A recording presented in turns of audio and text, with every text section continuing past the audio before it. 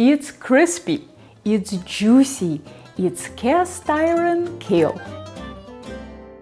But first, a quick announcement. If you want to know when I post new videos, join my Patreon community for free. This is not an attempt to get a donation for my channel. It's just a way to deal with the fact that YouTube notifications suck. Back to kale.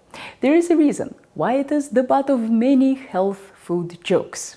I'm not talking about Tuscan kale that's tender and lovable. I'm talking about curly kale. You know, that stuff people used to decorate their platters in the 80s that suddenly became the #1 health food in the 90s. When I first tried it, I didn't like it either. But that's because I was cooking it all wrong. Unlike most vegetables, kale needs extremely uneven cooking. You want it half steamed, half charred. And what better tool to get this done than a cast iron skillet? The advantage of cast iron is that it doesn't drop in temperature when you add the kale. Well, I'm sure it drops some, but not nearly as much as stainless steel. This results in lightning fast browning, keeping the top leaves perky and juicy instead of wilty and sad. This recipe only takes a few minutes to cook, but it requires perfectly dry kale. If the kale is wet, it will wilt completely before it browns. So plan to wash and dry your kale at least 1 day before using it.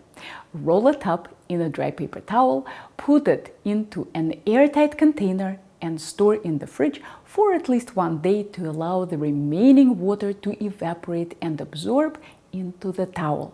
Set a cast iron skillet over medium heat. If your burners have low output, because your stove is very old or very cheap, set the heat to high. Wait for at least 7 minutes for the skillet to preheat. It should be ripping hot. While the skillet is preheating, cut your kale coarsely into bite-sized pieces. They should look something like this. Melt 3 tablespoons of butter, add a garlic clove grated on a microplane zester, and a tablespoon of freshly squeezed lemon juice. Add a generous pinch of salt and mix to combine. If you don't want to use butter, olive oil also works. Turn up the heat under your skillet to high and give it a minute to adjust. Prepare a bowl for finished kale and a lid for the skillet. Add a tablespoon of neutral oil, whichever one you use for high heat cooking. Spread this out with a handful of kale, then add more kale to fill the skillet.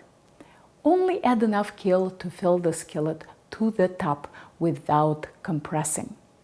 Cover immediately and cook for 30 to 60 seconds, or just until the bottom leaves are brown. Oh, look at this color!